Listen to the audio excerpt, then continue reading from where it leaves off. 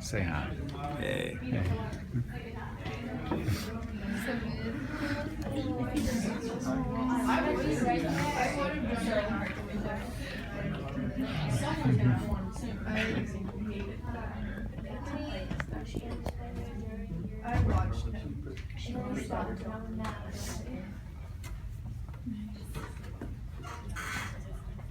Thank you all for joining us today. The session will be by Anna Covington, assessing extraaxial cerebrospinal fluid as a biomarker of risk for neurodevelopmental disorders.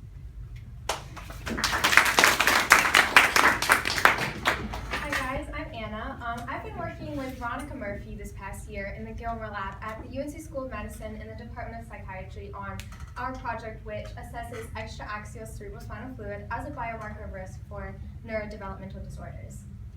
So what if I told you that this adorable baby was at high risk for a neurodevelopmental disorder?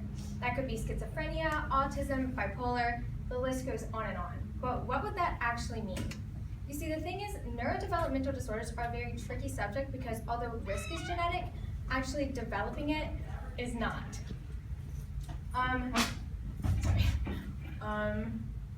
So yes, actually developing the disorder is not. It's a mix of genetics and the environment and a bunch of different factors. So we like to look at something called biomarkers of risk, which are pretty much just abnormalities in the brain that can help us decide what that risk actually means and what it looks like. In this project, we're looking at one particular potential biomarker of risk, and that's increased extraaxial cerebrospinal fluid. So what is extraaxial cerebrospinal fluid? It's pretty much just cerebrospinal fluid in the subarachnoid space of the brain, which is this top frontal region. As you can see in this picture, the top row is a normally developing infant, and the bottom row is an infant who has autism and has this increased extraaxial fluid. So the arrow is pointing to this subarachnoid space, and that increased white matter you see is that extraaxial fluid. So what do we know about extraaxial fluid? We know that it is related to autism. Dr. Shin has done research that has longitudinal research that shows these infants who have increased extraaxial fluid later went on to actually develop the disorder. We also know that there have been many cerebrospinal fluid abnormalities related to schizophrenia. Dr. John Gilmore has done research on this and has seen this from prenatal to adult age. And we also know that there's a genetic history of extraaxial fluid.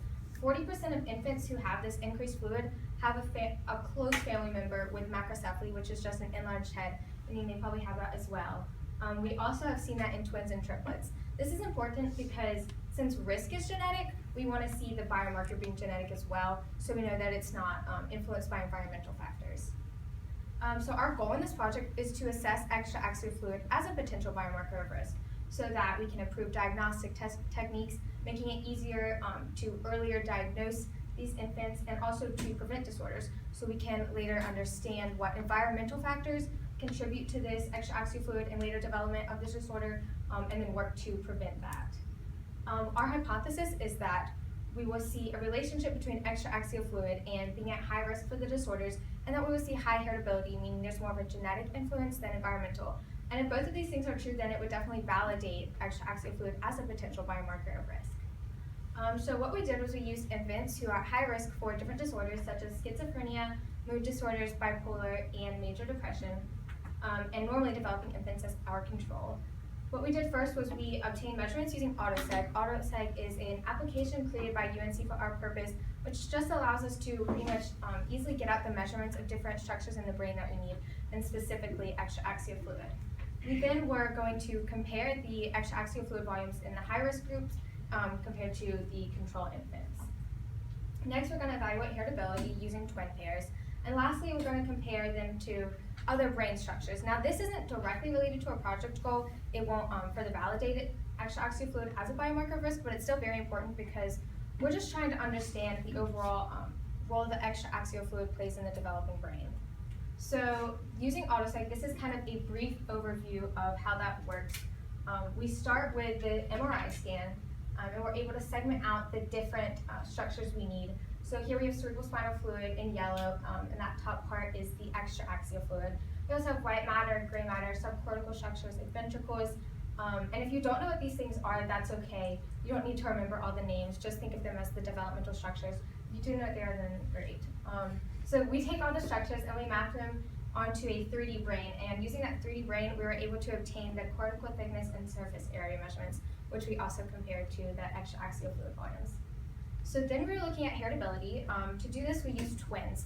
Twins are very commonly used in genetic testing because identical twins have much more similar genetics than fraternal twins, but they are thought to have similar levels of environmental impact. So we use a multifactorial model using extraaxial fluid volumes and different environmental data that we have, and we're able to get a value for the genetic impact and the environmental impact from 0 to 1, and if that value is greater than 0.7, we will be able to conclude that it's a strong influence. So our first question was, is there a relationship between extraaxial fluid and high-risk groups? So this graph is a map of the average volume in each group for control and the different high-risk groups. And we ended up finding that there actually was no significant relationship between extraaxial fluid and being at high risk. So for our project, that means that it's highly unlikely that extraaxial fluid is a biomarker of risk. It is important to note, however, that we had 200 subjects and 136 of them were controlled, so it definitely limited our number of infants we had in our high-risk groups, making it hard to view these results as statistically significant. For looking at heritability, we wanted to know if there's more of a genetic or environmental contribution. So like I said, we were going to get values for genetic and environment, and for genetic we got 0.422, which is not greater than 0.7, so it seems like it's trending towards but is not significantly heritable. But the environmental contribution is even less, with a value of 0.2849, meaning that it has even less of an impact.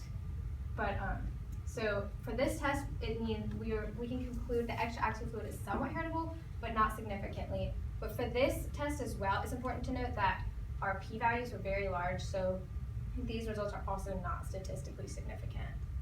The last question we had was, is there a relationship between extraaxial fluid and other developmental structures?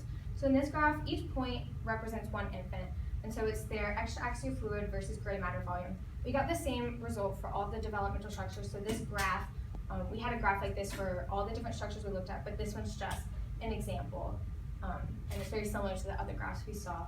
But what we found was that there was a positive correlation between extraaxial fluid volume and this list of developmental structures, which is very interesting because it means that if you have increased extraaxial fluid, you'll probably have an increase in these other structures, meaning an increased brain size overall, instead of some different structures lacking in growth to accommodate this increase in extraaxial fluid.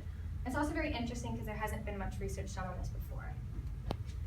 So in the end, we had 3 major findings. The first being that extraaxial fluid is not related to risk for developmental disorders. And as I mentioned previously, we have seen research that shows a relationship between extraaxial fluid and autism, and also in general cerebrospinal fluid abnormalities and schizophrenia. So we definitely did expect to see some kind of relationship, especially in the group at high risk for schizophrenia, but we did not. So this finding does not support previous research or our hypothesis. Our next finding was that increased extraaxial fluid is trending towards, but is not significantly heritable. Also, we have seen previous research that shows this kind of genetic narrative of extraaxial fluid, and so we expected to see that in our research as well, which we did not. So unfortunately, this does not support our hypothesis or previous research either. These 2 results are together do not further validate extraaxial fluid as a potential biomarker of risk, but they also don't necessarily rule it out. It is important to note that our findings were not statistically significant, and there's just more investigating to do. Our third finding was that there is a relationship between extraaxial fluid and other developmental structures, which was pretty cool and interesting because there is no previous research on this, and this just allows us to delve deeper into the overall role that extraaxial fluid plays in the brain. In the future, we would love to continue this research using our same methods in autoseg because we believe in them, but we would just love to have more subjects, especially in the high-risk groups. We'd also love to do longitudinal studies like Dr. Shen did with the autism relationship to extraaxial fluid, because by understanding how many infants have this increased extraaxial fluid and then how many actually develop the disorder, it might be the most concrete way to understand if it's a biomarker or not. And we're also planning to look at how increased extraaxial fluid affects cognitive development. So in the end, I'm back to my original message that neurodevelopmental disorders are a very tricky subject. For infants like these, being at high risk could mean everything or it could mean nothing. And that's kind of what we were trying to clear up. Although our results might have muddied that water, they're very important because by refuting previous research, we're making way for even deeper and more thorough investigation on the subject.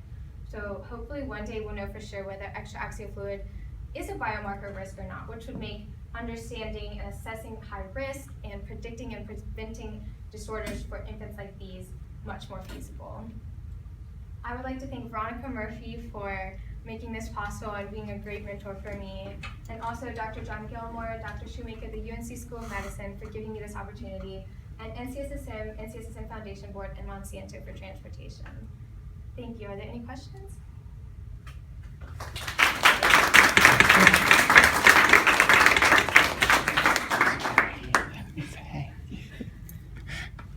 Any questions? Yes, sorry. What kind of environmental factors did you look at? What kind of environmental factors did we look at? We looked at many different things. We looked at maternal age, paternal age, the age of birth, the duration in the NICU, if any, the APGAR score. We even looked at maternal and paternal education, gender, race. We kind of covered all the bases there. Any other questions? Yes. Are you planning on continuing the study through your college experience? We will see about that. I'm not sure at the moment. Yes. So, can this fluid only build up in your baby, or could it happen later in life? I guess it probably could happen later in life, but that doesn't really happen. It's more of a infant thing, and a lot of times we see this increased fluid and hydrocephalus in general in infants, and it kind of recedes around later infancy, like 2 years. So yeah, seeing it happen, show up later in life would be pretty uncommon. Yes? Sort of, that made me think of it, I mean, I'm autistic, but there's where it starts immediately developing, and then there's like regressive autism, right? Where it sort of shows up later. Yeah, so that's kind Did of, this longitudinal study look at those? I'm not sure if the longitudinal study did. I think it just looked at, well, what it was looking at was in infancy, if you have this increased extraaxial fluid, and then if they went on later to develop the disorder, I don't think it mattered really at what point they did, although I think there was a certain time period, I can't remember exactly what age that they stopped the study. So if it was like adulthood, I don't think that was accounted for, but it was looking at this kind of later development of the disorders, because that's what biomarkers of risk help us to decide. Yes? Can the fluid just be drained? That, also, I'm not sure about that one either. I assume that it's possible to drain it, but for a long time it's thought that this increased fluid is pretty benign and it doesn't have a negative impact, so there would really be no reason to do that, although recently there has been research that's showing there might be some kind of negative impact of hydrocephalus, increased cerebrospinal fluid, so maybe one day that will actually be a necessary procedure, but at the moment it's not. Any other questions? Great, thank you.